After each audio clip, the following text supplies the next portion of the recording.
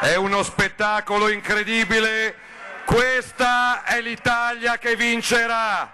Davanti al pratone di Pontida, affollato come non si vedeva da tempo, Matteo Salvini, passato nel caldo d'agosto dal Viminale all'opposizione, galvanizza i suoi e promette che la Lega tornerà a governare e alla folla ribadisce le priorità a partire dalla flat tax e poi sicurezza ed immigrazione. Se smonteranno il decreto sicurezza sarà un'altra occasione di referendum perché sia il popolo ad opporsi alle scelte del palazzo. Sull'immigrazione la vedo grigia nei prossimi mesi, la vedo male. Moltissimi veneti, un centinaio i pullman arrivati a Pontida da tutte e 7 le province, ed il Veneto si aggiudica la battaglia a colpi di vessilli con l'ingresso del governatore con tutta la squadra di assessori e consiglieri del Carroccio. E siccome quando si va a fare le scampagnate si porta sempre la copertina, eccovi la copertina.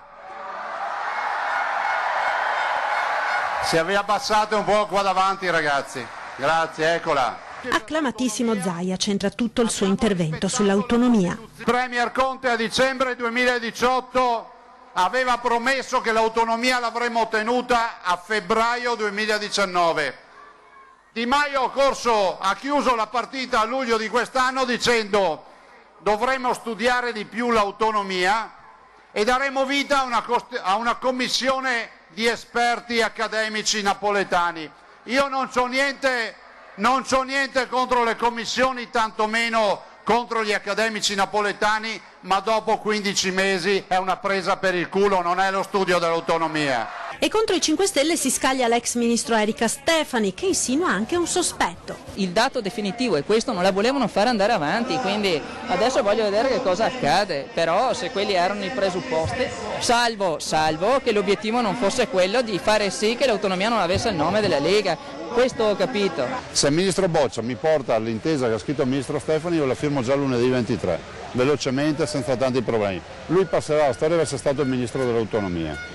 Resta un problema che il governo italiano a tutt'oggi non ha mai detto ai cittadini italiani quale sia la sua idea di autonomia, mai vista. Siccome qua i padani hanno un buon occhio, è più grande di quella della Lombardia questa. Sì o no?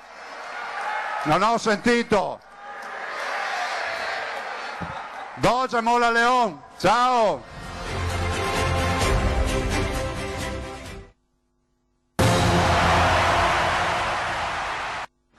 Beh, in effetti se ci pensate l'autonomia è un po' diventata una questione di centimetri anche, soprattutto per capire se sono 23 le materie o meno. Allora lo vedremo poi lunedì prossimo, almeno quando ci sarà un altro passaggio importante con l'arrivo qua in regione del neoministro Francesco Boccia. Allora, questa era Pontida, ci sono tantissimi temi da discutere insieme. Buonasera, bentrovati a Ring, vi ricordo 351 1755 340 per mandare sms, domande ai nostri ospiti, 694 giorni in attesa del governo, questo dal momento del referendum sull'autonomia.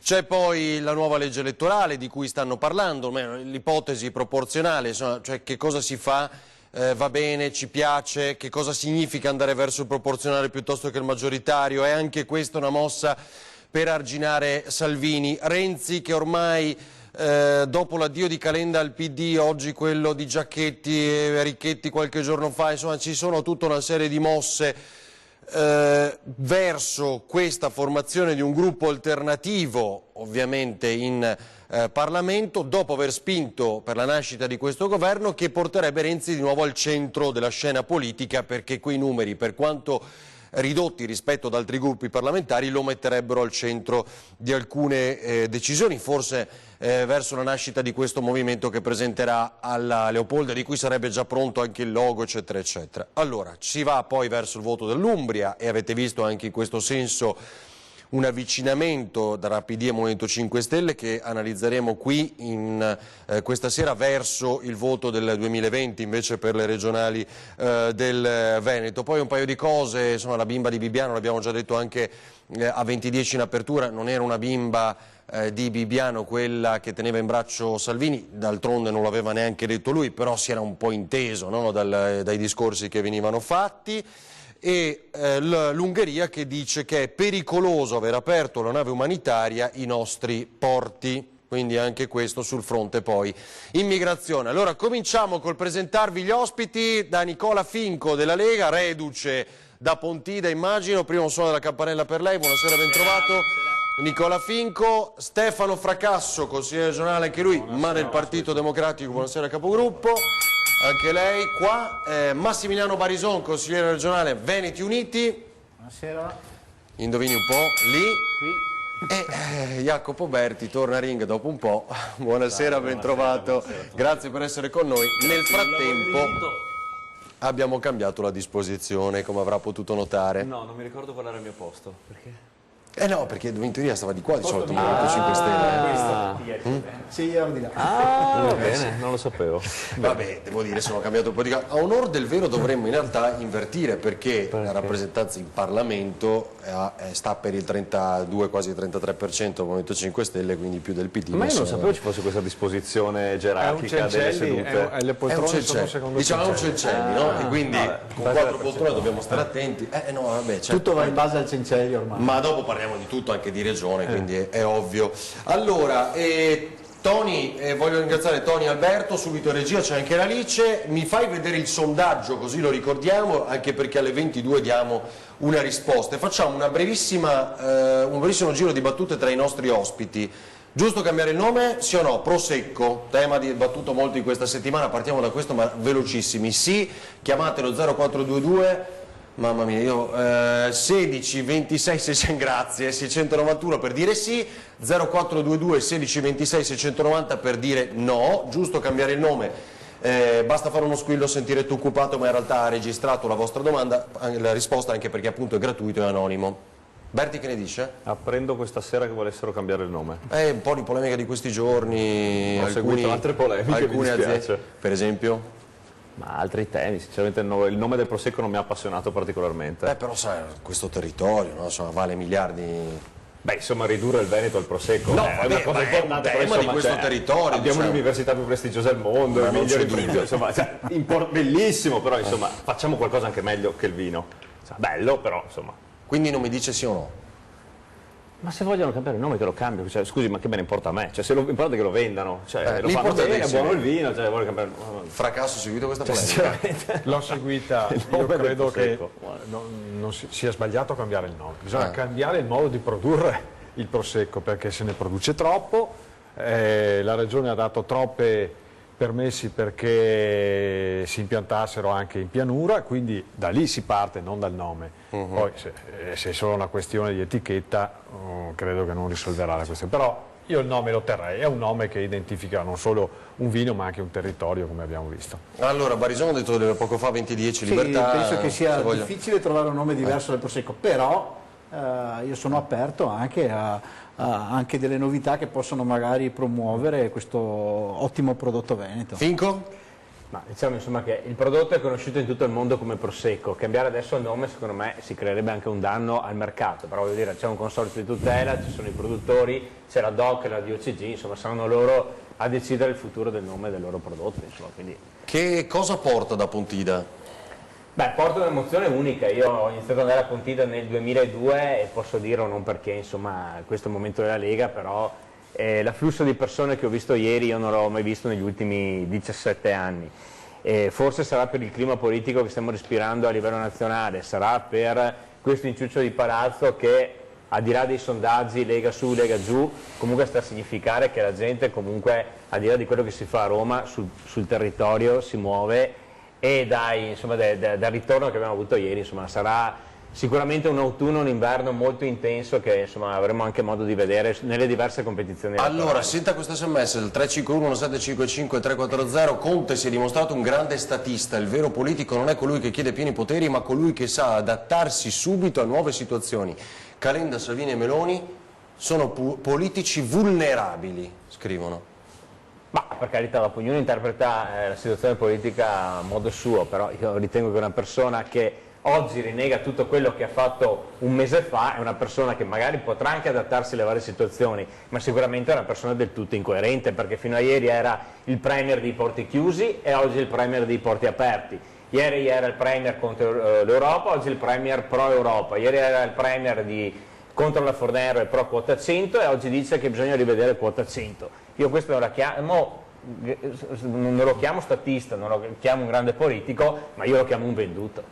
Un venduto? Fracasso?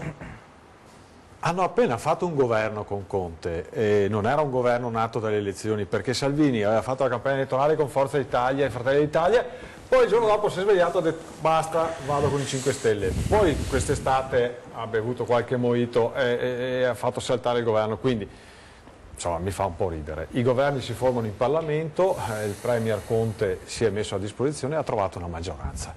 Poi ovviamente, come tutti i governi, si giudicano da quello che realizzano rispondendo alle necessità dei cittadini. Insomma, questo rimpallo, ma era con noi, adesso non è più con noi, ma è un ma se ne può dire, ma poi sentita da Salvini fa anche un po' ridere, insomma, perché ne ha fatte dei cotti e dei crudi. Quindi vediamo cosa farà questo governo. Io sono ottimista, mi pare che parta col piede giusto. Allora, una delle osservazioni, oggi non abbiamo ricordato, ma lo vediamo, hanno giurato i sottosegretari, i tre veneti, più c'è anche quello in realtà di origine dal MAIE, cioè dagli italiani all'estero, che è di origine veneta. Certa società è da dimenticare, rovinano famiglie, criticano chi vuole il giusto, schifo dir poco, vabbè.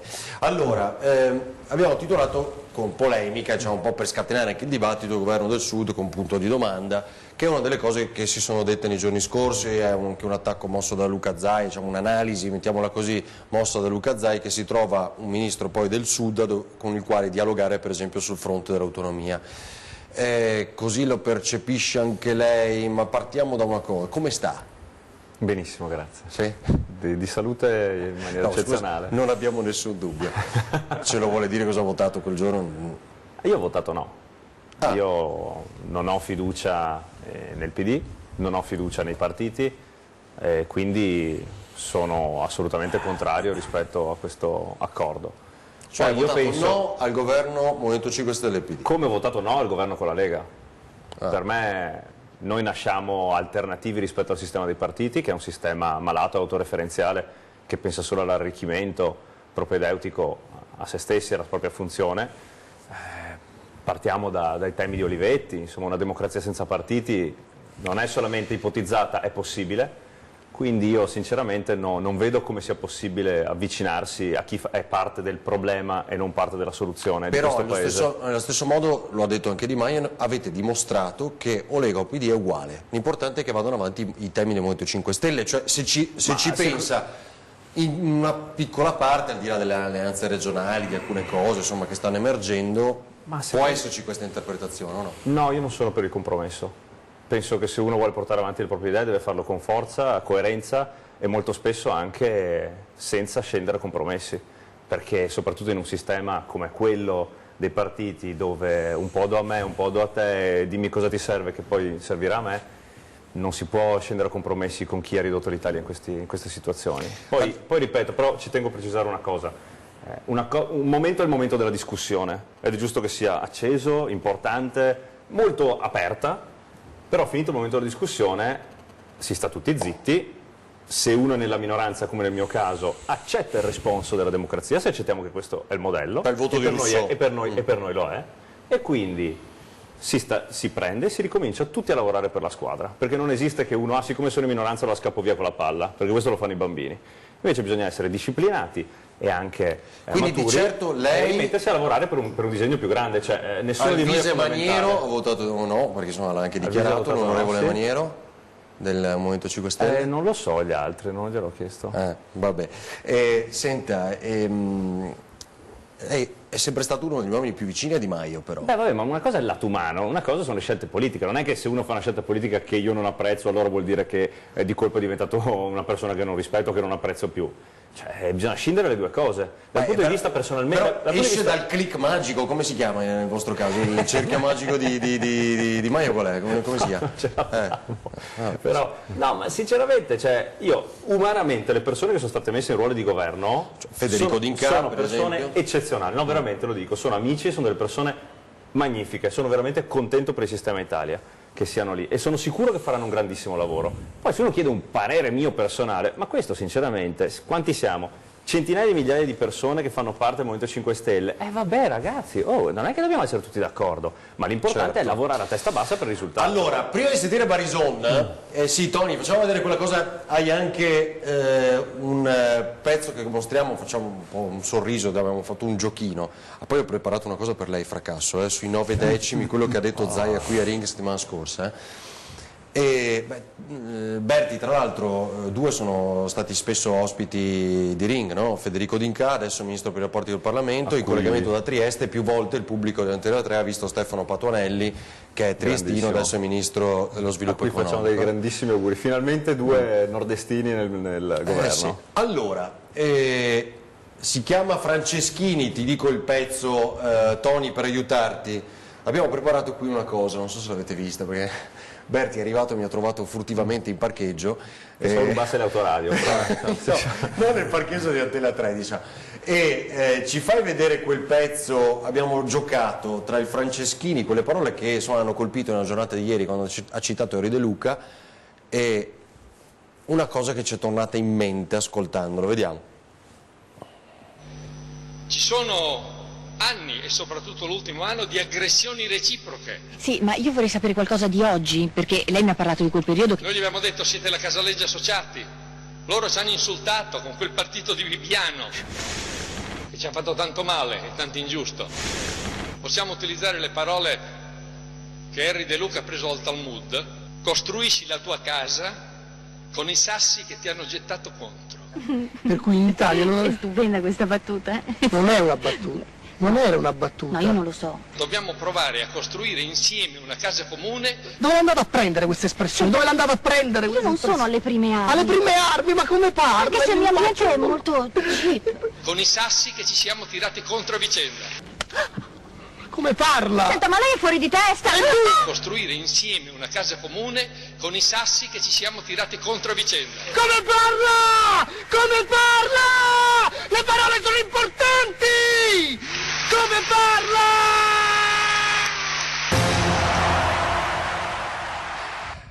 Allora, il ministro Franceschini di ieri e Palombella Rosso, insomma, mitico, Nanni Moretti, le parole sono importanti. Qua ci sono i sassolini, Tony, riesci a inquadrarli? Eccoli qua, sul tavolo di Ring. Ma quelli sono ancora piccoli. Ve ne siete lanciati di più grandi? Sono volati. Dei macigni. E quindi come si fa a ripartire? Ma si riparte dalle cose da fare, come sempre in politica si è sempre fatto. C'è un paese che deve essere governato, non bisogna far pagare i conti di questa crisi ai cittadini, a iniziare dall'aumento dell'IVA, possibilmente. Bisogna rimettere in tasca ai lavoratori qualche euro in più, e questo è un impegno di questo governo, mi pare importante, e soprattutto c'è un'Europa che invece di andare là a battere i pugni e da qui non ha portato a casa nulla, c'è un'Europa col quale si può aprire famosi porti. Adesso sento qua che l'ungherese che fa i muri viene a parlarci, no, dei profughi, voglio dire, che già 6 paesi sono disponibili ad accogliere e a dire. Voglio dire, ma c'è un'Europa dell'economia soprattutto, perché poi le aziende del Veneto lavorano per la Germania, non per l'Ungheria di Orban, tanto perché qualche volta siamo strabici. Quindi ci sono cose da fare, il paese deve essere governato, ha delle regole, ha una Costituzione e da lì si parte. Barison, come la vede? Ma io dico che anche sul tema, prima Conte è un grande statista, penso che sia presto per dirlo. Adesso hanno scritto Volta-Gabbana, cioè ci sono sms di ogni tipo qui. Aspettiamo qualche mese prima di giudicarlo. Per quanto riguarda il resto, sull'Europa, dico che io mi fido poco dell'Europa, anche perché poi bisogna vedere i dettagli di questi temi sulla redistribuzione dei migranti, nel senso che bisogna capire cosa si prendono in Europa, si prendono tutti o si prendono solo quelli che hanno diritto di rimanere nel nostro territorio, perché se si prendono solo quelli che hanno diritto di restare in Europa significa che metà ce la prendiamo tutta, e quindi questa metà, che è quella diciamo più complicata, è quella che non possiamo assolutamente prenderci sulle spalle. Perché il regolamento di Dublino, firmato dal governo Berlusconi-Bossi, Sì, ma bisogna essere chiari, perché voglio dire, bisogna entrare nello Salvini specifico, perché se l'Europa si prende soltanto chi ha diritto di rimanere in Europa, significa che la quota che arriva con i barconi maggioritaria ce la teniamo in Italia.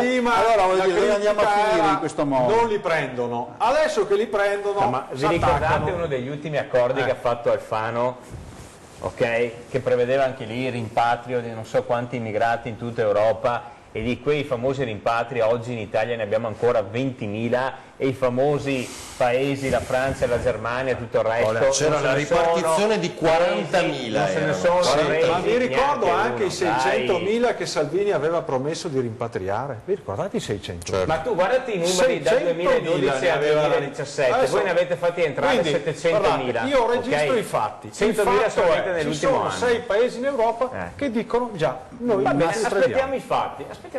Prima non c'è. Se vediamo qui fra 6 mesi fracasso, vediamo quanti se ne prendono. Prima Salvini che non andava. Profughi, quanti clandestini si porteranno a casa, perché anche l'ultima volta la Germania ha detto noi sì ce li prendiamo, ma ci prendiamo solamente quelli con lo status di questo è il problema vero. Ovviamente, perché adesso lo vedremo.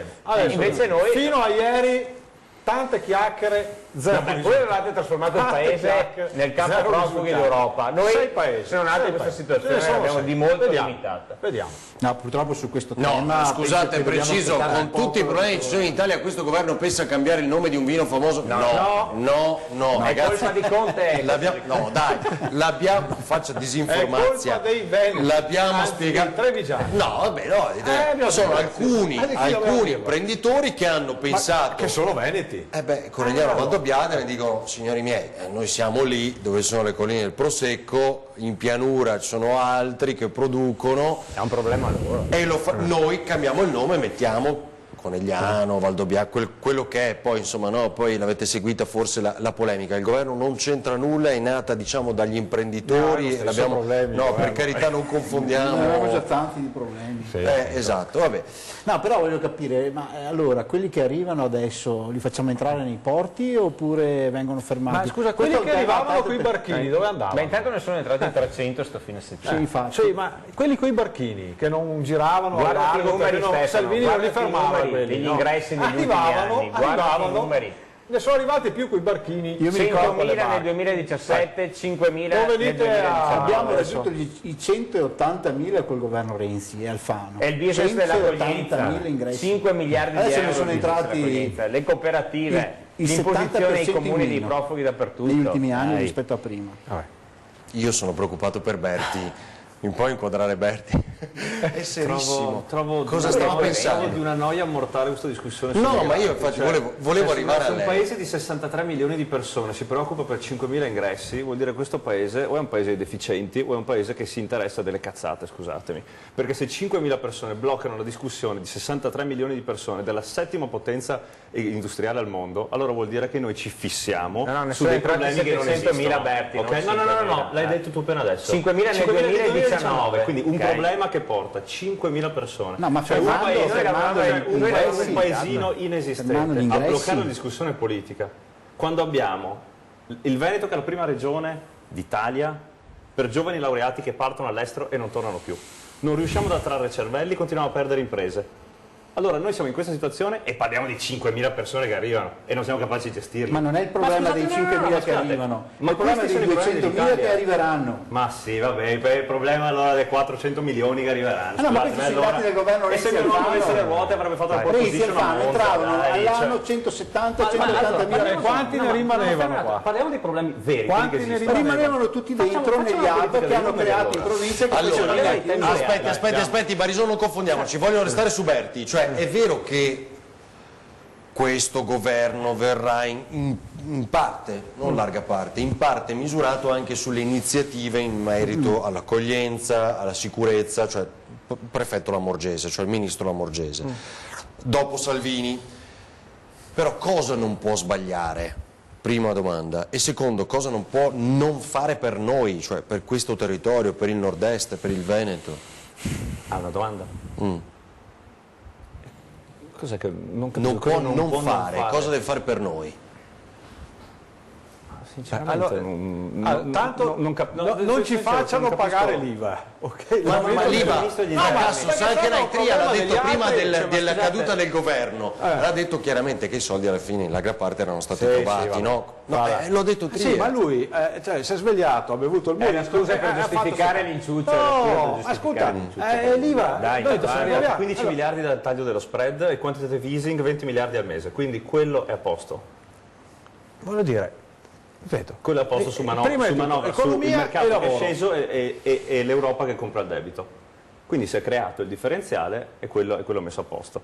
E da lì in poi bisognerà capire quanto è la capacità di spesa che verrà accordata all'Italia. Cioè lei pone più l'attenzione sul fronte economico, d'impresa, questo no? Cioè l'immigrazione non è più... A un certo i punto 2.409 essere concreti nella vita, poi possiamo raccontarci le narrazioni che vogliamo, di debito pubblico, i problemi che non esistono e gonfiarli a dismisura. Si chiama, insomma, è l'attenzione percepita e l'attenzione reale, ok? Cioè tecniche di comunicazione, prima lezione, prima ora. Allora poi bisogna capire cosa vuol fare uno nella vita. Se uno nella politica vuole pompare l'attenzione percepita, perfetto, parliamo di problemi che non esistono. Funziona, sono le 10 regole della comunicazione di Goebbels. Ok, manuali della comunicazione, le ha scritte. Quello che fa Salvini. Beh, certo, ma segue pedissequamente delle regole di comunicazione. Infatti gli italiani sono tutti stupidi. Non sono stupidi, funzionano, è marketing. Ma ascolta, marketing funziona. Ma diciamo che sono problemi reali che la gente tocca con mano tutti i giorni. Quando uno va a camminare, come dire, allora, tu sei stato in sindaco del Albignasego, è un problema. Tu sei stato sindaco del Albignasego, giusto? Sarebbe giusto dire, per i problemi di Albignasego fermiamo il Paese Italia. Fermiamolo, è l'unico argomento da essere il paese del Albignasego. No, non è l'unico argomento, è uno dei temi, come un altro tema, sono d'accordo, è quello dell'economia. Ma non se ne parla più. È uno dei problemi che l'Italia ha, quello di far ripartire l'economia. Ma non parliamo più di questo, non parliamo più di giovani. Questo è un tema che va affrontato, dal quale ci sono grandi aspettative da parte delle imprese del Veneto e del Nord-Est. Ci basiamo sulla paura, che vanno nella riduzione delle tasse, nel taglio del cuneo fiscale, nell'aiuto alla competitività delle nostre imprese. Queste cose sono cose importanti, però voglio dire... Però per esempio sulla flat tax ricordo c'era stata un'apertura da parte sua, no? Cioè, io da grillino veneto comunque è chiaro che mi sento un po' più vicino all'idea flat tax forse del reddito. Sì, no, ma allora ci ricordo, lo disse qui. Sì, ma questo... Oggi, cioè il ministro Gualtieri ha detto non se ne parla, no? Il nuovo ministro dell'economia, flat tax, non se ne parla. Io personalmente sul tema tasse penso che oggi ci sia il problema numero 1 al mondo, che è un tema basato sulla diseguaglianza fiscale. Cioè, cosa vuol dire? Che la grande evasione viene fatta da chi ha tanti soldi, mentre la retorica vuole che sia il piccolo artigiano che non paga la fattura, tutte queste boiate qua. Perché oggi la grande evasione viene fatta da chi fattura centinaia di milioni di euro, prende, mette la residenza fiscale in Lussemburgo, uno stato canaglia nel cuore dell'Europa, e non paga le tasse. E oggi noi abbiamo, questo è il tema numero 1. Se i servizi oggi non siamo in grado di pagarli, o l'IVA non siamo in grado di affrontarla, perché c'è un sacco di gente che vive in Italia, è come si dice tecnicamente un city user, tutti questi termini inglesi per dire utilizza i servizi erogati dallo Stato italiano e non ci paga le tasse. Ragazzi, qualcuno deve pagare. Dobbiamo pagare noi, facciamo debito, poi arriva l'Europa e dice oh caspita, stai facendo debito, grazie mille, avete fatto lo Stato canaglia, le Channel Island, in Inghilterra, il Lussemburgo, l'Olanda e il Belgio, cioè è un sistema che è malato, che non può andare avanti così. Finco? Io sono dell'idea che questo comunque è un sistema paese dove negli ultimi anni abbiamo visto che c'è un qualcosa che non è mai cambiato, ed è la pubblica amministrazione. Noi possiamo trovare tutte le ricette possibili per penalizzare l'artigiano, il grande industriale, il piccolo contribuente. Penso che negli ultimi anni abbiamo dato la massima dimostrazione, perché la gran parte della tassazione è sempre caduta sui ceti medi e piccoli. Adesso sento parlare di tassazione sui prelievi bancomat, non so se è vero o no, comunque sono dichiarazioni che sono uscite, su una possibile patrimoniale, comunque sono tutte scelte che sono già state fatte, pensiamo alla patrimoniale negli ultimi anni, ma che non hanno portato niente, perché comunque i grandi evasori, cosa gliene frega loro della tassa sul prelievo bancomat e sui soldi in contanti? Chi è abituato a evadere tanto non è sicuramente una misura del genere che va ad impedire questo. Noi comunque... Ma si è detto anche le multinazionali del web, no? Cioè, quindi si è detto ci sono alcuni imprenditori nel nostro paese che pagano di più di quelle... Ma questo è un problema mondiale, non è un problema solo dell'Italia. Però si è detto in questi giorni c'è l'intenzione di agire, poi vedremo. La Francia l'ha fatto. La Francia ha messo la web tax, col governo giallo-verde è stata messa la web tax in legge di bilancio e non è stato fatto il decreto attuativo ad aprile. Perché? Perché gli americani hanno battuto i pugni sul tavolo. Allora siamo uno Stato sovrano, questo è un problema, o siamo in ginocchio davanti mondiale, ai poteri forti? Chi sono i poteri forti? Questi. Perché la Francia l'ha fatto, è arrivato Trump, ha detto, ha annullato gli incontri ufficiali e ha detto adesso vi facciamo i dazi sullo champagne. E allora a un certo punto bisogna anche alzare la voce e dire vogliamo dare una mano agli imprenditori, quelli che pagano le tasse sul territorio e che soprattutto ci rendono grandi nel mondo, vogliamo dargli una mano? Bisogna aggredire gli altri, bisogna aggredire questi con forza. È questo che io dico. Sì, questo è uno dei temi, però non è sufficiente solo aggredire questo. Noi abbiamo bisogno anche di aiutare i nostri imprenditori, perché se non li aiutiamo non riescono a essere competitivi con le imprese che sono fuori dall'Italia. Per cui la defiscalizzazione, la detassazione, l'aiuto alla ricerca sono temi che dal mio punto di vista devono esserci nell'agenda politica dello Stato italiano, perché altrimenti i nostri imprenditori non hanno gli strumenti sufficienti per competere con i gruppi che sono fuori dall'Italia. Purtroppo noi oggi stiamo anche pagando questo protezionismo che parte dall'America, si sta estendendo alla Cina, che vede questi stati importanti portare dentro i propri imprenditori che erano usciti e li fanno produrre dentro lo Stato. E quindi anche noi dobbiamo in qualche modo riportare la produzione dentro all'Italia e non acquistare i prodotti dall'estero. Finché hai questi livelli di tassazione tu la produzione in Italia non la riporterai mai, perché chi è il pazzo che viene ad investire in Italia con la tassazione? Esatto, questo è un tema. Ma uno degli obiettivi è l'abbassamento del costo del lavoro, questo lo hanno detto, ribadito. Sì, questa è una delle priorità di questo governo. Abbassare vedremo cosa le farà nei tasse prossimi sul mesi. lavoro, soprattutto sui salari più bassi, che sono poi quelli delle famiglie che fanno più fatica, e che su questo dà una risposta che è una risposta di eguaglianza e di equità rispetto, poi ci sono grandi temi della web tax, secondo me va affrontata a livello europeo, perché solo con una massa come l'Unione Europea riesce a contrattare con Google piuttosto che con Amazon, anche perché poi questi si spostano di qua e di là e non riesci a prenderli per la giacca.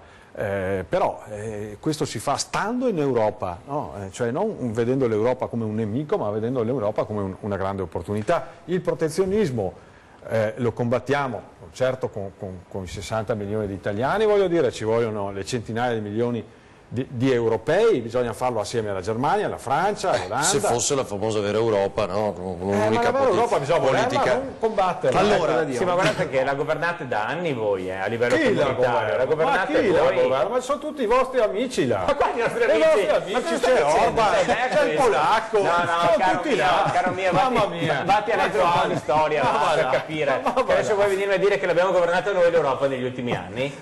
Tutta a destra, come voi. C'era sempre a destra. Questi, guarda, volevo usare un'espressione. Vediamo, facciamo l'elenco. È meglio che mi non è la nostra un'espressione da Pontida, diciamo, no? Perché ma chi ha la maggioranza del Parlamento europeo? Sì, ce l'ha la Lega la maggioranza. Ma questa non è l'Europa di nessuno italiano. Con i sovranisti. Il problema è che siamo legati dal debito pubblico. Ecco, tema fondamentale. Ci fermiamo pochi istanti, poi rivediamo il sottosegretario di giuramento di oggi e vi faccio riascoltare un pezzettino di Zaia che avevo preparato proprio per fracasso. Grazie, perché so che è un tema che cita spesso. A tra pochissimo.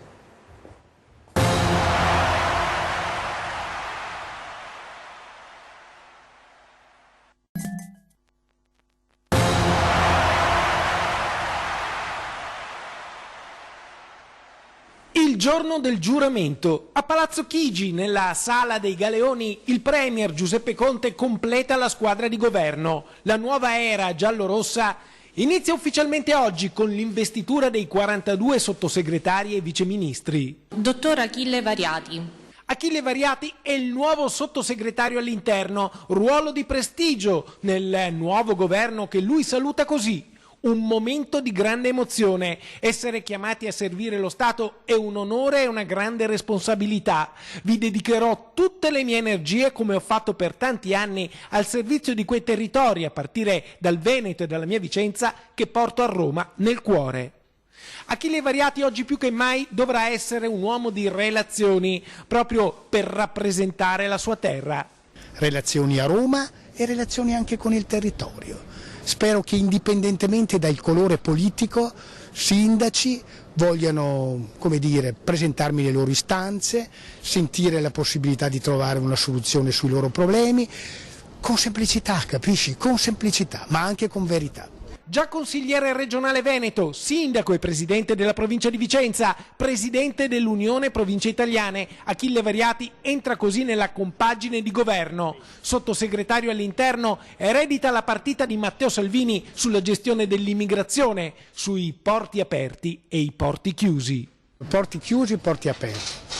I porti per definizione sono luoghi aperti, ma devono essere fatti con intelligenza, quindi non aperti nel senso che arrivi chiunque e va tutto bene, ma governati. I porti devono essere governati.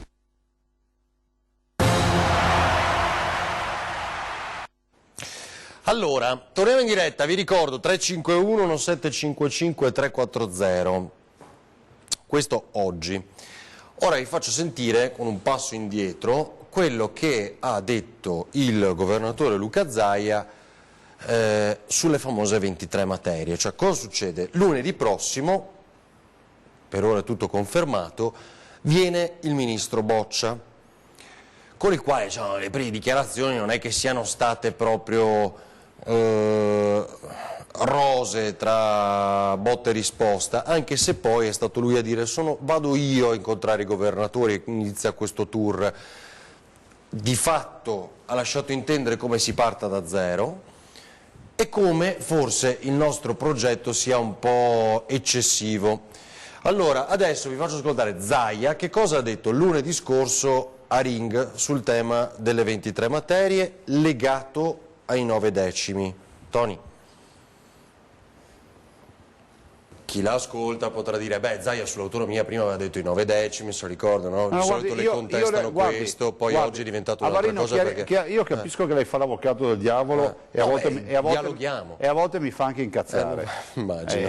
Però le dico anche una cosa, siccome è scripta manent, cioè lo scritto rimane, io proprio per evitare questi discorsi che sta facendo anche lei, o mi perdoni se utilizzo il suo ragionamento per evitare che qualche lazzarone vada a dire in giro robe più pesanti, vi ricordo che prima del referendum ho fatto stampare 100 domande a Zaia sull'autonomia, un libricino così, chi lo volesse lo può avere, è gratuito, vede 100 domande e 100 risposte, io rispondo per quello che c'è scritto lì. I 9 decimi ci sono scritti, ma si spiega anche perché si parte dai 9 decimi, perché io ricordavo che se portassimo a casa tutte le 23 competenze piene, corrisponderebbe a 9 decimi del nostro trasferimento, più o meno, questi i conti che sono stati fatti. Ma l'autonomia è una roba seria. Quindi resiste allora quella lettura, mettiamola così, resiste quella lettura, ma certo, che oggi le contestano in qualche maniera le opposizioni. Guardi, l'opposizione, sì, lo so, mi dica che è l'opposizione. Allora, per la mia opposizione, cioè il PD, adesso e i 5 Stelle, ma il PD in particolar modo, io sono responsabile di tutto, sono responsabile di Misurina, che non hai pazienti, poi magari mi lasci parlare di Misurina, sono responsabile della tempesta Vaia che ha raso al suolo 28.000 ettari di bosco, sono responsabile dell'alluvione del 2010, sono responsabile della pedemontana che deve essere ultimata, di tutto, però magari la mia opposizione non dice mai che siamo, grazie a me, a questo punto me lo dico grazie a me, l'unica regione in Italia dove non si pagano tasse regionali, guarda un po'.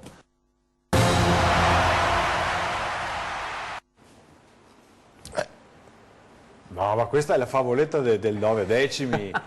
Cioè, se otteniamo le 23 materie come i 9 decimi, sì, dice perché no? Ma dopodiché non ne parla più, in Consiglio regionale Zaia non parla più di 9 decimi, che valgono 18 miliardi che dovrebbero essere rimasti nel Veneto, non ne parla più. Stiamo aspettando una proposta. No, ma allora, e l'ha scritto nella legge che ha mandato, l'ha scritto, poi nella trattativa l'ha nascosto. Non l'ha più tirato fuori, ma l'ha così raccontato che al Sud gli hanno creduto. Adesso dice no, non chiediamo un euro in più.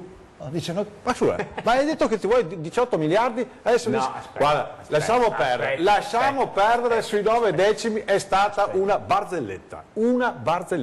Adesso lui è il sostenitore dei costi storici e dei fabbisogni standard.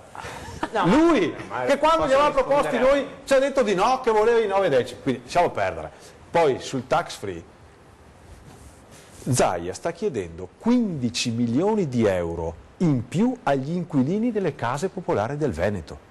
Non ai ricchi, ma vatti a guardare 15 milioni di incremento dei canoni. C'è gente che ha 400.000 euro in banca e paga 100 euro al mese 15 milioni e paga 100 euro al mese di affitto, è una cosa vergognosa. Io sto dicendo, Fracasso, però bisogna dire che ne vogliamo parlare anche, dobbiamo fare una puntata sull'Ater, lo promettiamo, però che siamo gli ultimi ad adeguarci a una legge che hanno già fatto tutte le regioni. Che il tax free vale per i ricchi, portateci quei casi di questi disperati che voi dite. Gli inquilini delle case Ater, che tolti qualche centinaio di furbetti, ma gli altri 30.000 non sono furbetti, a questi verranno chiesti 15 milioni di incremento dei canoni.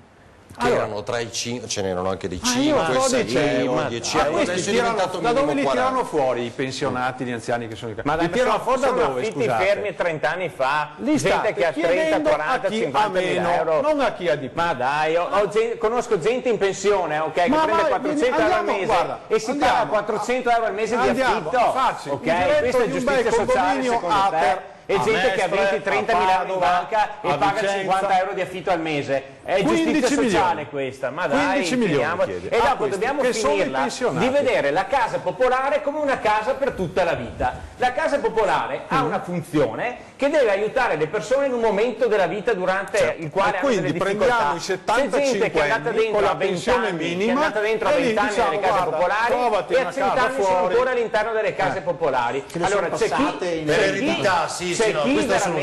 chi veramente ne ha bisogno, però ci sono anche persone che hanno dei redditi che possono permettersi anche di pagare un affitto, perché io ho anche parenti che prendono 400 euro al mese di pensione e pagano 350 di affitto e non hanno nessuna casa popolare, a differenza di tanti che prendono molto di più e pagano 50 euro al mese di casa popolare. Hanno fatto tanti di quegli investimenti nelle case popolari che negli ultimi 8 anni di governo Zaia sono diminuiti 3.000. Sono 3.000 case popolari in meno in Veneto. Molte le abbiamo anche vendute negli ultimi anni di case popolari, perché costavano molto di più. Non è quelli che vendi, è quelle che fai. È quelle che fai. Posso dirti, io sono consigliere della mia provincia, ho seguito la nostra provincia di Vicenza. Negli ultimi 10 anni abbiamo consegnato più di 500 appartamenti. Adesso non so la situazione nelle altre province, però so che ogni provincia si è fatto il suo lavoro, di case ne abbiamo consegnate, dopo ne avremo anche vendute tante. Inutile, è diventata una parte che arrivassero i 9 decimi in Veneto. Diciamo, però, allora, scusate, il concetto di Zaia è molto chiaro su questo. Allora, Fracasso dice di no. Se otteniamo le 23 materie, come ottenessimo? Esatto, corrisponde ai 9 decimi. Ma non è vero. Abbiamo la gestione totale di tutte le competenze. Ma posso dirti una cosa, Fracasso? Abbiamo scritto qualcosa di sbagliato noi mettendo i 9 decimi? Io penso abbiamo scritto qualcosa di sbagliato? Ma certo che avete scritto. Perché abbiamo sbagliato? Perché avete messo dei numeri che non hanno nessun riferimento alle materie. Ma perché quale base? Dimmi su quale base abbiamo sbagliato a chiedere i 9 decimi. Perché voi avete solo fatto il dovevamo conto. chiedere di più, i 10 decimi. Noi vogliamo i 9 decimi. Poi vi siete che le risorse rimangono al nostro territorio. Quando la trattativa ma l'esercito come lo paghi? A Roma, e le scuole come devono restare in Veneto, non i 9 decimi. Quando la trattativa poi si è impantanata a livello nazionale, lo sai benissimo, il ministro per il sud provenzano ha promesso 15 miliardi per le scuole del meridione. Ma quelli vanno bene? Ma allora là vuol dire va bene tutto, qua se chiediamo. Ma quindi scusa, ma un bambino di Reggio Calabria. Noi siamo in Veneto, siamo veneti. No, ma la domanda è questa, Barisò. Ma un bambino di Reggio Calabria deve andare dentro una scuola che crolla, e questo loro devono tenersi. Ma loro hanno avuto meno trasferimenti di noi. Ascolta, io ti ho fatto una domanda: il bambino di Reggio Calabria ha diritto a una scuola sicura o no? Dimmi sì o no? E il bambino di Padova. Non ha... Questo è il problema, perché il Sud ha avuto più trasferimenti del Nord. I bambini del Sud bisogna che vadano ma non è una questione di bambini, non è una questione di bambini del Nord o del Sud. Però, Fracasso, diciamocelo, lo sappiamo benissimo, come sono usati i fondi pubblici in una certa parte del paese e come sono utilizzati nel nord del paese, diciamocelo. Dopo il bambino, a me che abiti a Bolzano, che abita a Caltanissetta, un bambino e merita la stessa sicurezza, chi mai dice il contrario. Questo è il concetto. Però questo è un problema diverso, il problema è che oggi noi parliamo di evasione fiscale, che in questo paese vale 110, vale 110 miliardi. Nessuno però parla di quanto valgono gli sprechi nella pubblica amministrazione, che valgono 200 miliardi di euro, e prima parlavo della riforma della pubblica amministrazione, che vuol dire autonomia, perché tu quando vai a responsabilizzare gli amministratori locali li vai anche a responsabilizzare. Finché una parte del paese, tanto anche se facciamo i buchi di bilancio, c'è sempre comunque lo Stato che interviene e sa, tu sto paese qua non lo sanerai mai. Potrai tagliare non 200 parlamentari, potrai tagliarli anche tutti i parlamentari, però i buchi di bilancio che ti causano erano questi. Voglio sentire Berti sui 9 decimi, quello che ha appena ascoltato da Zai. È vero che se ottieni 10 decimi ci possiamo togliere gli occhiali, no? Poi Barisone, certo, quindi vediamo meglio. Io sarei contentissimo. Io tolgo una lenti a contatto. Vabbè, allora tra poco diamo il risultato del sondaggio su Prosecco. Allora, sui 9 decimi c'è stata una scena meravigliosa che voglio condividere con voi. All'Università di Padova c'era un convegno sull'autonomia, arriva il ministro Stefani, una delle prime uscite, c'era il governatore Zaia, e il governatore Zaia fa tutto un discorso sui 9 decimi, sui costi standard, arriva da Stefani e Stefani dice mi dispiace ma si fa a costi storici. Boh, silenzio in aula. Occhio spento, viso di cemento, da quel giorno non è più stato detto la questione dei costi standard e quindi quello archiviato, si è parlato solamente delle materie. Allora, torniamo al discorso di prima. Noi possiamo raccontare quello che vogliamo. I costi storici, infatti, bene neanche i costi storici ai tuoi ministri 5 Stelle. Allora, questo è il problema. Il tema è una cosa è la propaganda, una cosa è quello che si può fare. Perché poi sono arrivati al MEF e al MEF gli hanno detto alla Stefani, guarda, dimenticatelo, perché quello non si può fare. Ci sta, la politica è fatta anche di propaganda, ma quello non si può fare. A me dispiace, perché io per primo, anzi, non mi intesto proprio niente, ma insomma diciamo, per primo nel mio gruppo ho lottato per l'autonomia, ma perché reputo sia una cosa giusta e di buon senso, ma fatta geograficamente ovunque, perché vuol dire vicinanza al territorio e alla propria comunità. È un concetto giusto. Detto questo, io mi auguro il prima possibile che arrivi e che si sblocchi. Se io fossi il ministro Boccia, permettetemi questa digressione, ma la prima cosa che immediatamente farei è dare l'autonomia all'Emilia Romagna. È del PD, si mettono d'accordo e dopo sono obbligati i governatori di Veneto e Lombardia a sedersi al tavolo, perché se l'Emilia l'ha fatto vuol dire che anche loro devono farlo. Così si sbloccherebbe subito e immediatamente, in maniera rapida, e bisognerebbe essere pratici. Non ci si potrebbe arroccare su posizioni o 23 o niente. È una questione politica. Diventa una questione politica, no? Cioè quello che diciamo dall'inizio. Però ora c'è ancora il PD al governo col 5 Stelle, allora favoriscono l'Emilia Romagna che poi va al voto. No, io voglio dire questo. Ascolta, faccio una roba. Se io ho un allenatore della squadra di calcio e questo allenatore per 10 anni dice io sono il re del bel gioco e non porta a casa neanche un trofeo, qualsiasi presidente al mondo lo manda a casa, giusto? Se la Lega Nord è stata per 10 anni al governo, 10 anni al governo in Italia, e in 10 anni doveva portare a casa la devolution, la secessione, la Padania, l'autonomia, e non è arrivato a casa niente. Beh, allora c'è sempre degli alleati, diciamo dal 2011 poi però ha governato i 14 mesi, perché prima non c'era, non era con Monti, non era prima del 2011 parlamentari all'epoca. Ma cosa stai dicendo? Ci avevate pure i ministri. Siete pure il ministro dell'interno. Nel 2008 noi siamo arrivati alla percentuale massima dell'8%. Ma cosa c'entra? C'è anche questo giro, tavoli sull'autonomia. Sì, poi è arrivato sul federalismo. Il federalismo fiscale è raggiunto alla conclusione. In 8 anni non si è portato a casa nulla. Allora, o è colpa i decreti attuativi sono stati tutti messi da parte. Aspettate, se no non si capisce nulla a casa, vi prego. Non la fico, torno a lei.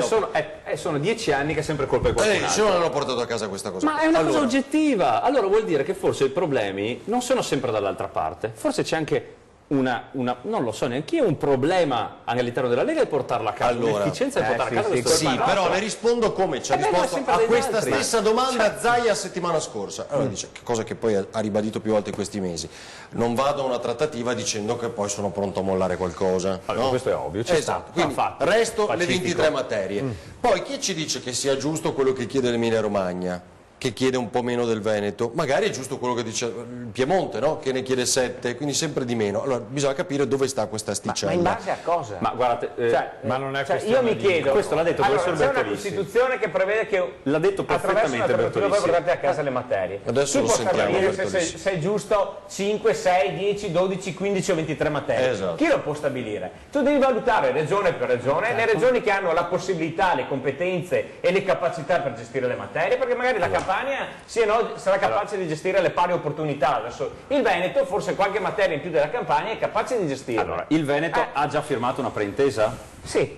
Quante materie c'erano? Beh, la preintesa era... 5. Sì, va bene, 5. Chi l'ha firmata? No, infatti quel Luca numero Zaia. là, quei 600... Sì, però allora, posso dire, per fortuna Luca Zaia, o sono due gemelli, uno delle 23 e uno delle 5 materie, e si scambiano ogni Ma c'è un problema di fondo. Oppure abbiamo firmato. Ma io Ma c'è un problema di fondo per il quale secondo me... Allora, quando ha firmato le 5 materie, quando ha firmato le 5 materie, io me lo Ma c'è un ricordo, problema di è un fondo, momento storico per il Veneto. Sono dettagli. Ho capito, Quando prima noi avevamo firmato qualcosa sull'autonomia. No, ma allora è bene così, però non si può raccontare che 5 adesso è una boiata e prima invece era il momento storico. Era la preintesa.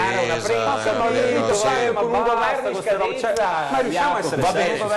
bene, fermi. Allora, torno a Barisò. Dio. Prima, cos'è che diceva? 694? Cos'è? No, quel numero lì? No, quei giorni... sì. Dal referendum del Veneto, di Veneto e Lombardia. Ma 3 mesi dopo, 4 mesi dopo, fu firmata una preintesa che era pronta per andare in Parlamento. Infatti. Potevano portarla in Parlamento con quel nuovo. Ma tu sai benissimo cosa è successo non negli ultimi portarla, mesi, quindi no? non è giusto quel numero là, bisogna un po' resettarlo. Stefano, tu sai benissimo cosa è successo Cioè dalla negli ultimi preintesa, mesi. dobbiamo fare dalla preintesa, conteggiare da Con la lì. preintesa andava in Parlamento, il PD la votava perché era... Sicuramente. Zaia l'aveva firmata, quindi vuol dire che andava bene alla Lega. Non credo che i 5 Stelle si sarebbero opposti, ma e avremmo già 5 materie. Ma che autonomia Già in era? tasca. Sì, con quali soldi? Con quali soldi? Ma allora perché la firmata? Perché quella era una preintesa che permetteva poi di aprire la strada al percorso che noi abbiamo fatto. Cosa stiamo dicendo noi? La stessa cosa. Oggi noi parliamo di 23 quello che materie, riesce, poi apre la però qualcuno strada. mi deve spiegare perché vanno bene 15 materie o 7 o 11 e non 23, in base Ma a non è cosa? questione Ok, di comunque guarda, numero, posso dirti, noi siamo disposti da domani mattina, infatti il Presidente ha detto chiaramente, a sederci in un tavolo con il nuovo ministro e vediamo il nuovo ministro cosa ci proporrà. Certo che dalle dichiarazioni che ha fatto lui, dalle dichiarazioni che ha fatto Provenzano, sembra che questi qua voglia darmene tutto fuorché l'autonomia. Comunque, siccome dobbiamo aspettare, noi ovviamente siamo fiduciosi, aspettiamo lunedì 23, vedremo che proposta ci farà e dopodiché decideremo. Sicuramente. Per fortuna che è lunedì 23 non lunedì 5, no? Sì. Perché sono almeno il 23 ci darà C'è un problema di fondo. Se la discussione sull'autonomia venisse fatta in Campania, io sono convinto che indipendentemente dalla casacca dei rappresentanti istituzionali sarebbero tutti d'accordo per avere il massimo per la loro regione. No, a loro non interessa cosa l'autonomia che secondo alla me Campania, è stata raggiunta quando abbiamo fatto il referendum, quando eravamo tutti d'accordo per portare a casa l'autonomia. Allora noi secondo me se vogliamo raggiungere questo risultato dobbiamo essere tutti convinti che per il bene del Veneto è bene ottenere il massimo. Guarda che il problema perché non è il se non Veneto. siamo d'accordo tra di noi io penso che sia Veneto. impossibile convincere i parlamentari del Meridione a darci l'autonomia, perché è il presupposto indispensabile per andare avanti quello di essere tutti convinti, perché nelle altre regioni fanno squadra e quando dicono in Meridione non diamo l'autonomia al Veneto non ce la danno e noi non possiamo far vedere di essere rotti tra di noi su questo tema. Noi per il bene dei Veneti dobbiamo portare a casa l'autonomia con il massimo delle materie e con il massimo dei soldi. Su questo, secondo me però questo è un tu punto oggi, che ci tu deve oggi la unire. porti a casa non solamente grazie ai veneti, perché sicuramente i veneti al di là del colore politico ti dicono sono favorevoli, però per portarla a casa devi ovviamente raggiungere un accordo anche con i parlamentari, con i ministri del resto del paese, certo, dove ne hai 3/4 che vivono di assistenzialismo da sempre. Però intanto allora, partiamo dal Veneto dimostrando di essere uniti, che è già un passo che secondo me oggi non è stato fatto. Guarda, partiamo intanto dal Veneto e parliamo tutti la stessa lingua. Ascolta, e poi tu hai visto uno che si è schierato contro l'autonomia in Veneto. Uno. Insomma, già stasera mi pare di capire che abbiamo idee diverse. Allora, ci sono diversità di vedute. Per carità, Berti può dire che va bene 5, per me 23, per te 5, 6, 7, non lo so.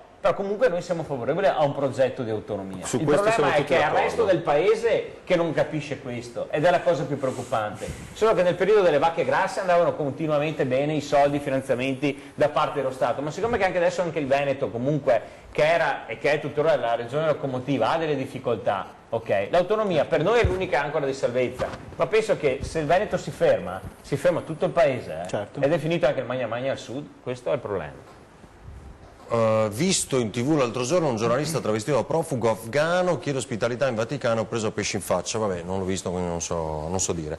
A proposito, prima del risultato del Prosecco, piccolo sondaggio fatto da noi, a proposito di giornalisti, l'ultima cosa che c'è in Scala, la facciamo vedere un attimo a Finco, Tony, quella lanciata lì, ce la fai vedere? Vai.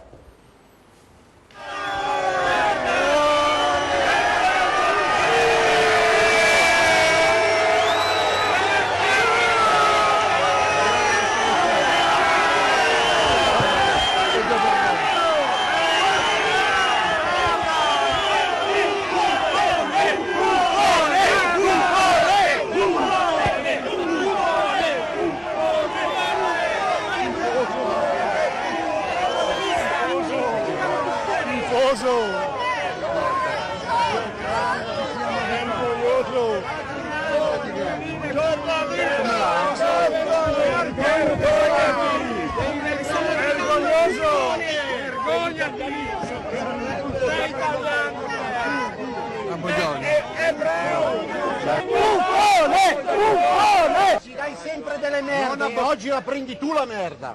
Straccione. Come si chiama quel cazzo di Non può sempre sputare addosso merda. Fa apposta. Non ti preoccupare. Non ne ho mai fatto un problema. Lavoratore di merda! Vai via, vai! Da condannare comunque. Poi, dopodiché, senz'altro non ci sono stati nei rapporti idilliaci negli anni, gli attacchi da parte di Gad Lerner, però registro ci sono cascati come dei polli, dai. Non so, no, non sono cascati. Non so se sono 15. Si commentano da sé. Ascolta, mi ha fatto la domanda a me, sei della Lega adesso. Beh, voi avete paura del popolo, voi avete paura del popolo, sì, ma che popolo? Ha paura di chi è libero e critica. Hanno paura delle critiche. Aspetta, lascia che rispondo. Allora, non so se questi hanno 15 o 20 cretini che hanno fatto questa sceneggiata e sono io il primo a condannarli, ok? Perché comunque cosa hai risolto? Cioè, per carità, conosciamo tutti Gad Lerner, sappiamo come la pensa. Oltretutto è un provocatore nato, perché comunque lui da sempre critica la Lega, da sempre critica i leghisti, poi si presenta tranquillamente come ogni anno in prima fila attraverso ovviamente il popolo di Pontida su 50.000, 100.000 persone, non so quante, ovviamente trova quello che lo insulta, ottiene la solidarietà di tutto il mondo politico, lui fa le dichiarazioni, ecco il partito dei lazzaroni, xenofobi, cattivi dell'odio sociale, e così si è chiusa. Però voglio dire, è come se io domani mattina andassi in una manifestazione di centri sociali con la bandiera della Lega Salvini Premier. È ovvio che questi mi riempiono di insulti, ma lo so, dopo per carità ci sarà quello che non mi dice niente e quello che mi sputa in faccia. Però se tu sei un provocatore e ti presenti alle manifestazioni per provocare, è ovvio che nella massa trovi sempre il cretino che dopo ti aggredisce. Però se la sua motivazione, il suo scopo era quello di ottenere la solidarietà di tutto il mondo politico, c'è riuscito, No, ma allora per cosa continui ad andare a provocare? Sono provocazioni. Fa il suo mestiere, ma anch'io ma nessuno gli vieta questo. C'è un grande raduno politico, ma siccome lui non perde occasione di offendere, di attaccare la Lega, i leghisti, è ovvio che quando vai a una manifestazione della Lega ti prendi qualche brutta parola. A fare le lezioni di offese, uno quando siamo andati, che ne ha detto quando siamo andati a Bologna a fare la manifestazione della Lega un paio d'anni fa, Io sono sceso dal pullman e c'era un gruppo di 10 giovani in centri sociali, ci hanno sputato addosso. Centri sociali, voglio dire, Casa Pound, i centri sociali sono coloro che vi votano e che vi sostengono, questo è il problema. È un giornalista politico che va a un evento ma nessuno politico, glielo vieta, però devi sapere che dopo c'è sempre il Mona di turno che ti attacca. Perché non può andarci, voglio dire? Chi ha detto che non si può andare? Ma viene trattato ha detto che non si può andare. Viene trattato in quel modo. Alla festa democratica di Ravenna della settimana scorsa c'erano giornalisti del Giornale, di Libero. Ma sì, ma anche alla festa della Lega vengono i giornalisti di Repubblica e nessuno mai è stato massacrato, preso a pedate a voto. Cosa vuol dire? Allora, ovvio che su una massa di persone così. Chiudiamo, poi arriviamo ad altri temi. Allora, prima di questa pubblicità vediamo il risultato che riguarda il Prosecco, quindi secondo voi deve cambiare nome, sì o no? È cresciuta la quota del sì durante il ring, devo dirvi, perché nel pomeriggio, erano chi ha chiamato? Quelli delle cantine. Evidentemente, giustamente durante il giorno lavorano, la sera guardano il ring e quindi hanno iniziato a telefonare. Scusa Tony, ce lo fai rivedere? Quindi sì, deve cambiare per il 12%, no per l'88%, più di 2100 telefonate sono nel pomeriggio di oggi. Sono poche, dai. No, è un bel campione, voglio dire. 2000... vuole sapere un campione di qualche settimana fa? No, dico questo, non so la settimana scorsa qual era il sondaggio. Mi sembra sul governo Conte, se sono favorevoli o contrario. Abbiamo preso una valanga di critiche, ma in realtà dalle 18:30 alle 22, quando abbiamo dato i risultati, la domanda era: vi piace il nuovo governo? Momento di grande 21.000 telefonate. 21.000 in 4 ore. C'era anche la mia. Con anche dei porchi registrati. No, perché sono solo... Cinque ha chiamato 10 volte. Infatti non ha valore statistico, l'abbiamo sempre detto, però comunque... Ed era 93% per il no e il 7% sì. Critiche, dopodiché sul Corriere della Sera 2 giorni dopo il gradimento nazionale era 36%, quindi non è che poi ci sbagliassimo di tanto, perché parliamo del Veneto, diciamo... No, è vero, dopo perché parliamo del Veneto, però rappresenta poi a livello nazionale, quindi alla fine avevamo fotografato anche se non ha valore statistico. Allora, pubblicità, poi facciamo vedere anche i numeri del reddito di cittadinanza, commentiamo altre cose, tra poco.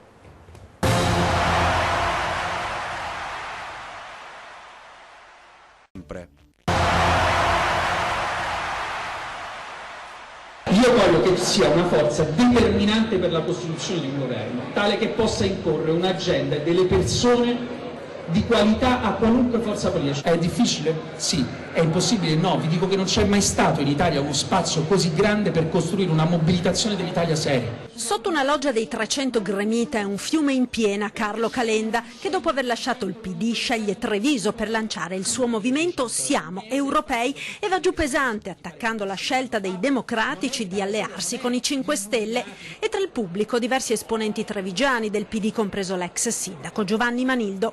Ora l'ex ministro dello sviluppo economico mira a creare una nuova forza politica che si rivolge all'Italia seria e che ha voglia di rimboccarsi le maniche e lavorare. E dalla terra delle imprese, locomotiva nazionale, Calenda presenta la sua ricetta per il rilancio dell'economia. Detassare chi investe, che è l'unica cosa che ci possiamo permettere, perché al di là la gente che promette, espande, tante cose non ce le possiamo permettere. Questo ce lo possiamo permettere, cioè di dire chi fa investimenti piccoli o grandi lo Stato lo aiuta, perché gli investimenti mettono in moto l'occupazione mette in moto i consumi interni mettono in moto i profitti che generano investimenti. La catena è questa, non c'è niente da inventarci, c'è solo da farlo. E non poteva mancare il riferimento all'autonomia. Io sono d'accordo sul principio che chi gestisce meglio abbia più autonomia. Sono in totale disaccordo che abbia autonomia su alcune cose. Le infrastrutture strategiche devono anzi tornare a essere totalmente di responsabilità dello Stato, perché sennò viviamo nella cultura dei veti, e la scuola. Poi altre cose si possono assolutamente dare più autonomia. L'importante è che l'autonomia funzioni anche nel senso opposto, come ho spiegato, cioè che dove si amministra male si dia meno autonomia. Infine l'Europa, riferimento fondamentale fin dal nome per il movimento. Siamo europei nel senso che si va a un'Europa a testa alta, sei italiano, combatti, io ho spesso avuto a combattere con la Francia, ho spesso avuto a combattere con la Germania, ma ci vai seriamente, perché se tu dici di essere sovranista e poi non vai ai consigli europei a portare avanti la tua ragione non sei sovranista. come si dice a Roma, sei fancazzista, cioè non ti va di fare niente.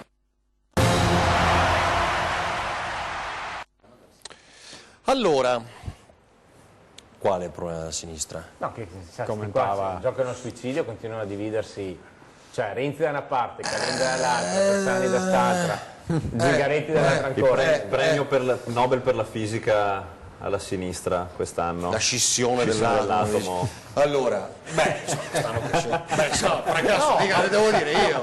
Dica qualcosa. No, ma mi viene da ridere perché certifica la veridicità di quanto voglio dire, Calenda cresce nei sondaggi, diciamo, il PD, insomma, poi Calenda è venuto, è stato capolista nel nord-est. Si tolga un sassolino, dica qualcosa su no, io non sono Calenda, per niente d'accordo con quello che sta facendo, non lo ha confrontato con nessuno.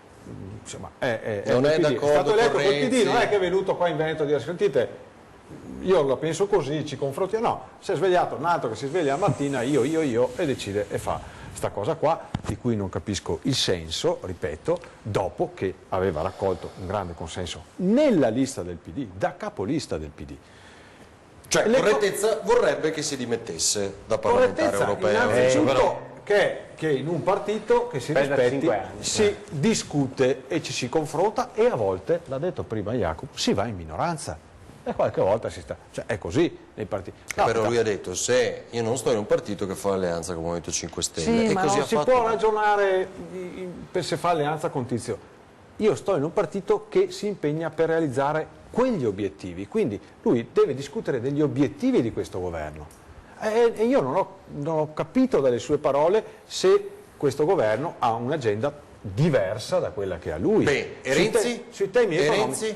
Renzi fa un po' lo stesso giochetto, secondo me Renzi è più abile. C'ha i parlamentari, quindi c'ha dei rappresentanti, diventa un gruppo determinato. Renzi ha anche i soldi dietro. E quindi può le cene che però è un'altra operazione che io non comprendo e non condivido, ripeto, perché neanche Renzi, non condivide neanche Renzi. No, perché in un partito si discute, c'è una maggioranza, si prende una linea e quelli che vanno in minoranza, peraltro lui è stato uno di quelli che ha spinto per fare il nuovo governo, quindi quale sarebbe il motivo adesso? Ma lui voleva un governo istituzionale di 6 mesi per fare la finanziaria e tornare al voto. Invece Zingaretti, per non farsi vedere succube di Renzi, ha detto no, facciamo un governo invece di lunga durata. Tutte formulette no, ma è vero, perché lui ha detto voglio un governo istituzionale per fare la finanziaria. Guarda, il governo fa la scissione. Finché dura, no?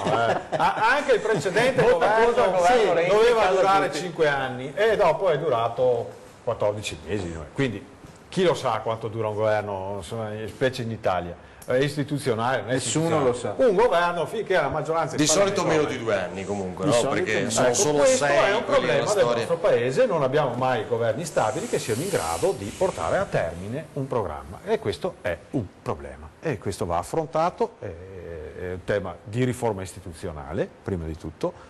Evidentemente siamo un paese di legge elettorale. Sì, con bel proporzionale sicuramente garantiremo la stabilità del paese, di sicuro. Sì, ma quando abbiamo proposto il maggioritario ce ne avete dette peste e corna. Eravate pronti a fare un referendum di fronte alla nostra proposta di legge maggioritaria. Bene, vuol dire che appoggerete allora la nostra proposta di indire al referendum convertiti sulla via di Damasco e dicono che vogliono il maggioritario. Cioè, allora, cosa succede? Proporzionale vuol dire tanti partiti, facciamo un po' in breve, facile, no? Se la capisco io, la capiscono tutti, tanti partitini, quindi ognuno viene rappresentato in Parlamento di fatto un po' in base alla propria percentuale, quindi c'è no? Certo, questa frammentazione non hai maggioritaria, diciamo, principalmente 2 blocchi, no? Mettiamola facile.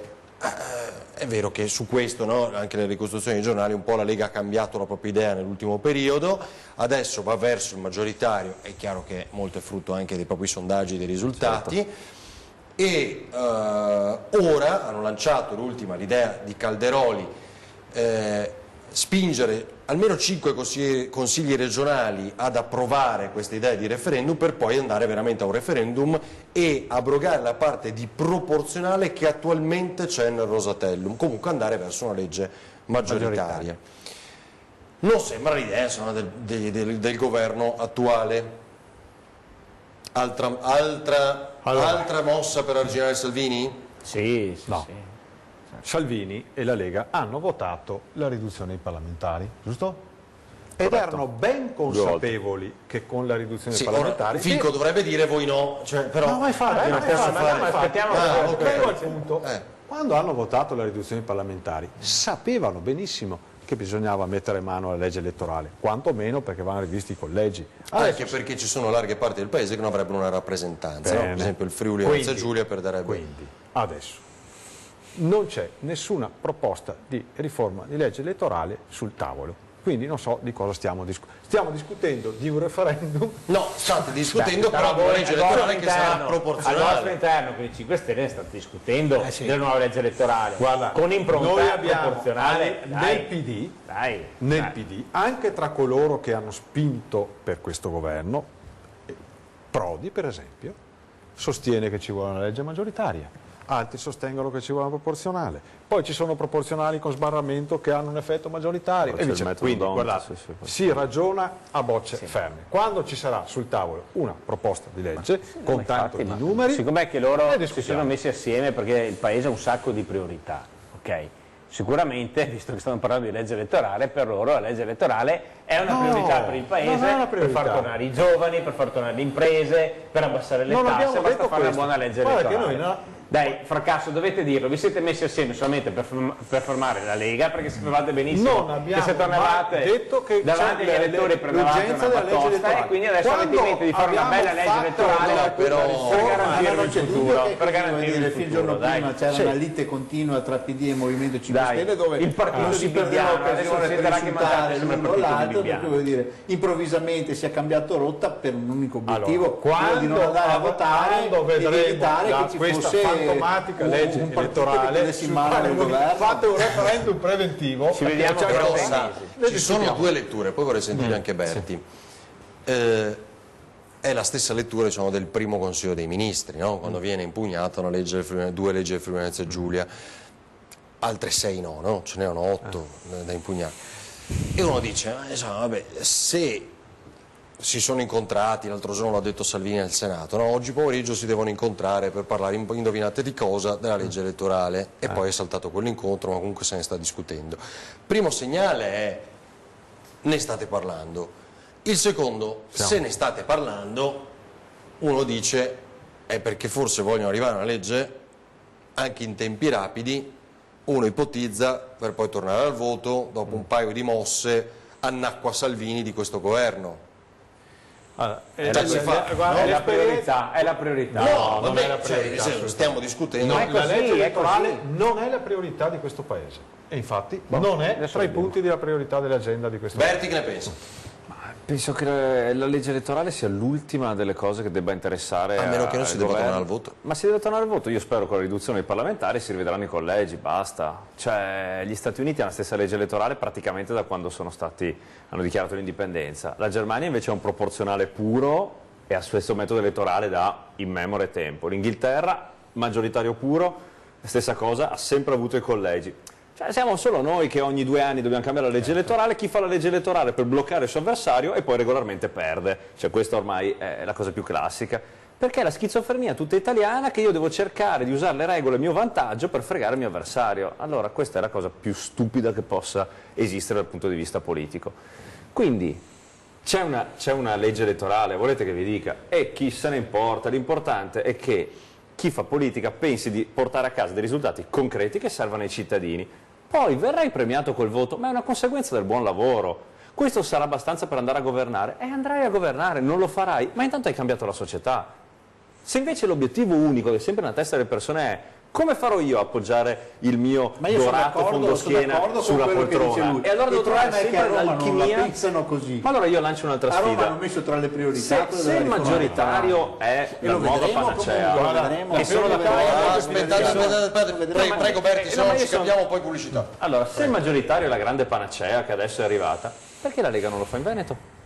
Abbiamo la legge più proporzionale che esista. Addirittura è stata rimessa mano alla legge elettorale per renderla ancora più proporzionale, addirittura fare i multicandidature nei multicollegi, cioè in modo che uno si possa candidare ovunque in Veneto con pluricandidature. Ci siano mai stati problemi di governabilità, questo è il concetto, no? Ma perché ci sono altre percentuali?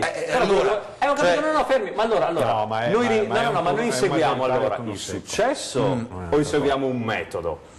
Perché se va bene proporzionale da una parte, va bene maggioritario dall'altra, allora ragazzi vuol dire che non si segue su proporzionale che garantisca la governabilità. Vuol dire che uno non ha un'idea in testa, vuol dire che uno cerca di fare quello che gli è comodo. Se uno invece ha un'idea e dice a me piace maggioritario, allora fallo. Perché non lo fa in Lombardia? Perché non lo fa in Veneto? Perché non lo fa in Friuli? Veneto voti il presidente di governabilità della regione. Ma scusate, ma allora siamo d'accordo che la legge elettorale viene fatta in funzione della comodità di chi governa? Certo. Ma posso dirti, ma secondo te un sistema proporzionale può garantire a livello nazionale la governabilità del paese? Germania è proporzionale puro. Tu pensa all'Italia, perché tu pensa all'Italia. La Germania è proporzionale puro. Vorrebbe dire che la Svizzera è proporzionale con mezzo mondo. Comunque è un'organizzazione diversa rispetto all'Italia. La Camera delle Regioni noi abbiamo cambiato legge elettorale dal 92 in poi ogni pensione media ogni 3-4 anni. Non è andata bene una. Certo. Allora, Tony, scusa, ci fai vedere la grafica che hai preparato e che commentiamo subito dopo la pubblicità, ma proprio un flash, dati oggi riportati dal parlamentare 5 Stelle Businarolo. Eccolo qua. Allora, reddito di cittadinanza, 29.440 domande accolte in Veneto, prima provincia Vicenza 6.213, Padova 5.990, Venezia 5.617, Treviso 4.355, quelle accolte, Verona 4.342, Rovigo 2.120, Belluno 803. Ci fermiamo pochi istanti, poi commentiamo anche questo.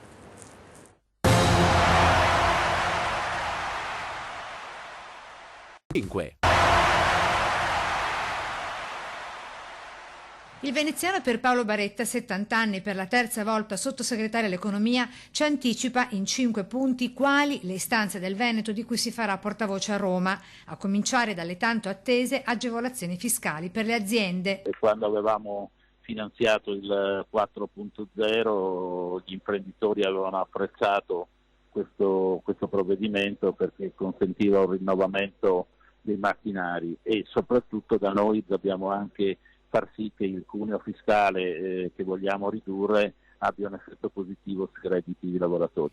E ancora il sostegno a Venezia, città metropolitana, con lo sblocco dei 260 milioni stanziati per finanziare le opere e la città appunto. Ho visto che nei giorni scorsi il sindaco Brugnaro ha chiesto che vengano sbloccati, evidentemente erano rimasti fermi e quindi il primo impegno è sbloccare le risorse disponibili. Terzo punto, il risarcimento ai risparmiatori truffati dalle banche venete. Poi il governo precedente, ultimo, e questo bisogna dargli atto, ha implementato le risorse e adesso si tratta di far sì che i risparmiatori comincino a ricevere quei soldi, superare se ci sono dei vincoli burocratici e accelerare le pratiche. Al quarto punto ancora Venezia con il Mose e le nomine per la nuova società di gestione. Ne parlerò il più presto possibile con il Ministro delle Infrastrutture, con Paolo De Micheli. Bisogna dar vita anche a tutta la parte burocratica. Sappiamo che è in sospeso le nomine del provveditore. Secondo me bisogna superare la società, il commissariamento ed andare già a una società di gestione. Infine una promessa, via le grandi navi dal bacino San Marco. Penso che ripartire dal comitatone sia la strada più rapida per superare l'impasse che da troppo tempo si è rivelata essere un ostacolo alle soluzioni positive. Allora adesso c'era tutta la parte in cui chiedevo fracasso, farà Baretta il candidato presidente, lo fa lei, adesso me lo vuoi dire velocemente perché abbiamo un'ultima ora. Le risponderei volentieri se lo sapessi, non lo so. Farete primarie includono i 5 Stelle. Non abbiamo nemmeno ancora deciso come individuiamo il candidato. Le piacerebbe fare il candidato presidente, mettiamola così. Mi piacerebbe tornare in regione sicuramente perché insomma, mi piace la politica ed è una bella dimensione, ma tutti utili, nessuno indispensabile. E guardi chi è utile e indispensabile, ci fai vedere Tony l'ultimissima ora, Repubblica, Renzi telefona a Conte, annuncia l'addio al PD. Confermato il sostegno al governo. Il senatore del PD Matteo Renzi ha telefonato al premier Giuseppe Conte per annunciare che lascerà il Partito Democratico. Ha chiamato anche i presidenti di Camera e Senato Roberto Fico e Elisabetta Alberti Casellati. Contestualmente Renzi ha confermato il sostegno convinto all'esecutivo. Cambiamo il titolo, almeno è un'ultima ora, so che non c'entra magari molto con noi, però Tony, scusami, ha una rilevanza politica. Renzi ufficiale, 2 punti, Renzi lascia il PD.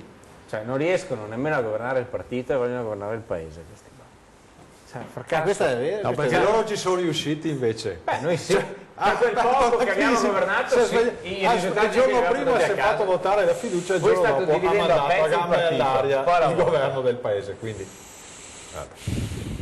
io l'ho già detto che non condivido questa scelta di Renzi, poi saranno gli elettori a giudicarla. Vediamo cosa fa un nuovo partito. Vediamo cosa succede, Ne vedremo delle belle. Sto guardando adesso anche gli altri, vediamo se anche il Corriere della Sera la riporta, insomma, cosa ampiamente piano piano. Adesso chiederà un ministro, chiederà uno o due quindi gliel'ha bruciata. Un paio di ministri, gliel'hanno bruciata, vabbè. L'ex segretario ha chiamato il premier Conte, da 70 a 72 non cambia niente qua in Italia.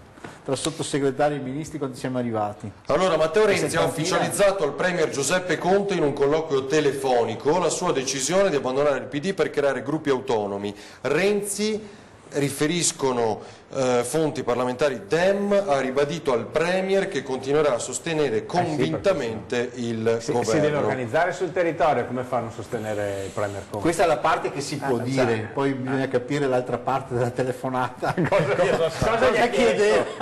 Il cambio del sostegno. Il cambio del sostegno. Penso che non si sia limitato a dire questo. Ormai però i sottosegretari li hanno fatti. Il governo è fatto e va avanti. Poi i famosi sottosegretari toscani che non ci sono, no? Vedremo. Una volta sono i toscani, una volta i piemontesi, una volta i campani. Bisognerebbe averne 250 sottosegretari. Adesso che può togliersi. No, diciamo, c'è un altro sassolino per Renzi dopo quello che ha detto prima. No, dico adesso che Renzi si lamenti, ma non so se l'ha fatto lui, credo che non l'abbia fatto lui, che non ci sono sottosegretari toscani, ma insomma col suo governo c'erano soprattutto toscani. C'era il Giglio magico. Voglio dire, fa parte, no? Sì. Quando si cambia ci sono ministri, però rivendicherà il suo peso. Con Salvini c'era il selfie magico, cosa c'era? Quindi adesso abbiamo detto il click magico con Di Maio. Va bene, allora, senti Tony, teniamo questa che all'ultima ora, adesso lo si diceva ormai da settimane, ha fatto nascere questo governo nel concreto, poi lascia il PD. Allora, ci fa rivedere quelle grafiche che commentiamo insieme anche agli ospiti. Cosa ne pensa quello del PD Renzi che si stacca dal partito, ne fonda uno suo e mette sotto scacco Zingaretti, questo governo? Zingaretti. Zingaretti torna Renzi, torna Renzi. Sì, ma non torna più non nel PD. Nel PD fa un altro partito, quindi il PD va avanti, ha un segretario, e quindi il partito continua e ha un radicamento territoriale. Io non so che radicamento avrà la formazione di Renzi, lo vedremo.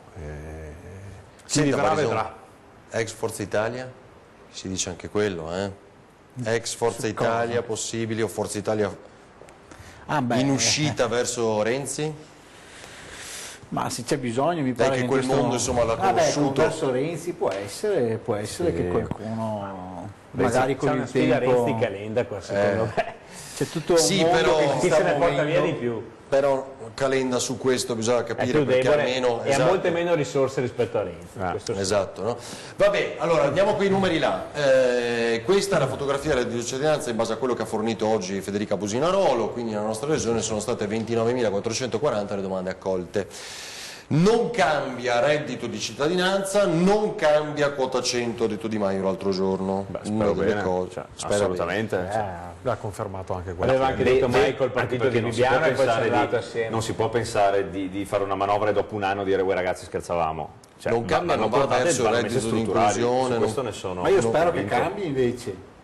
Il reddito di cittadinanza. Ma guardate, avete visto i dati delle altre regioni? Cioè noi abbiamo 30.000 domande accolte, in Campania ci sono 200.000 domande accolte su 250.000 presentate, a Napoli sono state accolte 100.000 domande a Napoli e a Palermo 100.000 domande, cioè voglio dire, il reddito di cittadinanza è andato lo si sapeva che era una misura abbondantemente in certe aree del territorio e sono soldi che bisogna tenerne conto poi nella ripartizione delle risorse nazionali, per cui dobbiamo evitare che il reddito di cittadinanza diventi una forma di assistenzialismo verso certe aree territoriali che ne approfittano di questo, perché 250.000 domande in Campania e 210.000 domande accolte in Sicilia e 30.000 in Veneto, la dice lunga. Cioè, voglio dire, sono dati, non so se c'è questo dato, ma però su cui bisogna riflettere. No, chiaro, però è una misura che va ad aiutare, diciamo, le fasce più deboli e quindi è normale che sia nelle zone più deboli economicamente. Cioè, si bisogna capire bene, perché vuol dire qua alla fine do solo un aggiornamento, anche perché se sono i più deboli o se sono i più furbi. Anche perché l'abbiamo seguito molto anche in queste settimane, avevamo avuto ospite l'assessore Renato Nazzan che comunque deve occuparsene, abbiamo raccontato nei nostri telegiornali. In questo momento molti ricevono il reddito di cittadinanza perché lo ricevono.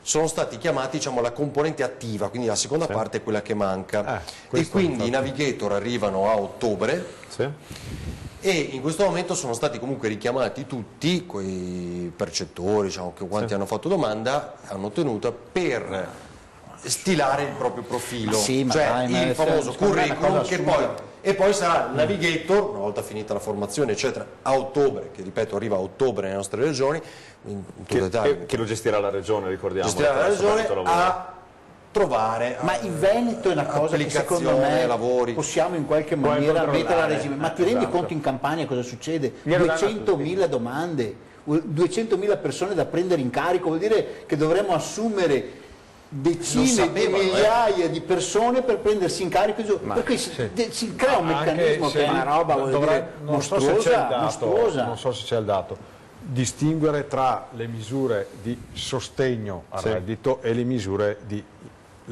avviamento al lavoro, quindi lo dico soprattutto per quei numeri che dicevi sul sud, che sono effettivamente enormi, no? Sono dei numeri che secondo me vanno a sballare completamente il meccanismo, come dire, di marginalità, di situazione di poco reddito, quasi di povertà, e quanto c'è di mancanza di lavoro. Ma anche io mi chiedo, ma quanto potrà durare questo reddito di cittadinanza? Cioè le risorse necessarie per poterlo anche mantenere nei prossimi anni, non dove le troveranno? Ma no, ma è una forma di assistenzialismo, secondo me questo, così come è stata costruita, è una forma di assistenzialismo. Chi è che va a controllare 200.000 persone in Campania se hanno il lavoro in nero, se non hanno il lavoro in nero, se hanno il diritto, chi è che va a prendersi in carico 200.000 persone da ricollocare nel mondo del lavoro, perché questa è la riforma? Secondo me è una roba, vuol dire, io non ho la risposta. Però allora voglio solo dire una cosa,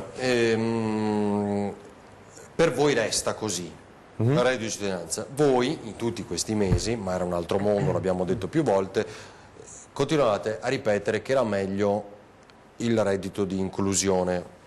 Governo Gentiloni, studiato ai tempi di Renzi, il reddito, che poco fa ha lasciato il PD, ve lo ricordo, e applicato poi dal governo Gentiloni. Quindi restate così? No, il reddito di inclusione, il meccanismo reddito di inclusione è stato assunto dentro il reddito di cittadinanza per la parte sociale, che è una delle due gambe del reddito di cittadinanza. C'è la parte sociale, nuclei in difficoltà, figli, eccetera, eccetera, e poi c'è la parte lavoro. Quello che mi lascia ancora dei dubbi sul funzionamento è la parte lavoro, perché non basta avere il navigator, ci vogliono le aziende che hanno, insomma, ordini e che creano posti di lavoro, perché altrimenti tu non riesci a collocare. Quindi c'è un tema di sviluppo, e questo è... Ok, però visto che la terza offerta è dislocata su tutto il territorio italiano e uno è obbligato a accettarla, se no perde.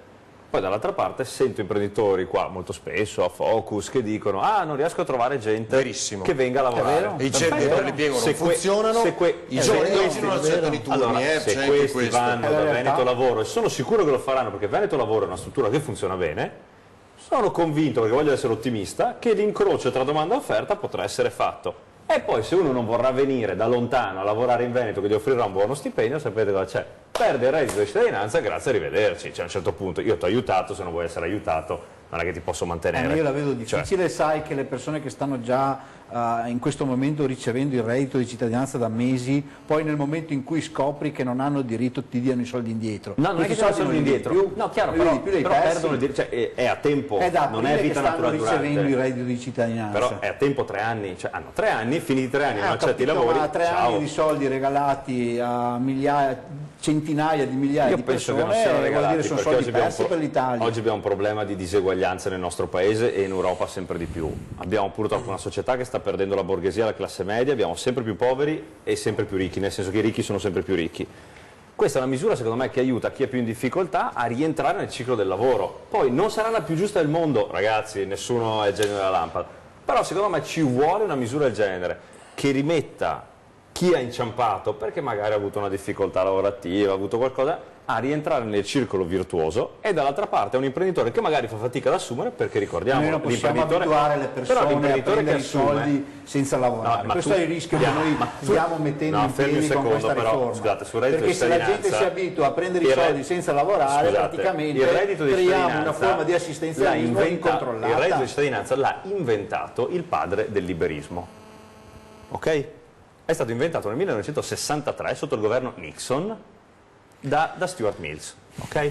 Cioè, ma in Italia è diverso, condivido una parte del reddito di inclusione perché coinvolgeva i comuni, i quali hanno la possibilità del capitalismo hanno inventato il reddito di cittadinanza perché dicevano se non hai soldi da spendere non gira il mercato, perché la disoccupazione blocca il mercato. Cioè non è una questione di assistenzialismo, se non gira il mercato e la gente non lavora, blocchi un paese. Allora, Matteo Renzi, devo chiudere signori, aspettate, Matteo Renzi ha ufficializzato al Premier Giuseppe Conte in un colloquio telefonico la sua decisione di abbandonare il PD per creare un gruppo autonomo, no? Quella ufficialità che dicevamo prima. Il senatore, riferiscono fonti parlamentari, Dem ha ribadito al Presidente del Consiglio che continuerà a sostenere convintamente il governo. La decisione di uscire dal PD non dovrebbe quindi avere ripercussioni sulla tenuta dell'esecutivo guidato da Conte, tranne quello di contare molto di più per Renzi. Aspetti e poi arrivare all'elezione del capo dello Stato essendo determinante, ma vabbè, se dura il governo. Fonti di Palazzo Chigi hanno confermato alle agenzie di stampa che la telefonata è avvenuta senza però sbilanciarsi sul contenuto. E questa è l'ultima ora e l'abbiamo data e vissuta insieme. Allora, dobbiamo chiudere, grazie per essere stati con noi. C'è qualche altro sassolino che vuole togliersi? No, ormai dopo tutti quelli di stasera. Berti? Ho un ghiaione da togliermi, cioè. Non aveva ancora detto di aver votato, non aveva detto di aver votato no ancora, vero? No, forse, non lo so, magari internamente, mai pubblicamente. No, ma è detto qua, espulso. Va bene, grazie a tutti, a chi ci ha seguito da casa, grazie, ci vediamo lunedì prossimo con Ring, domani poi sempre prima serata con 20:10. Grazie, buonanotte da Ring. Buonanotte.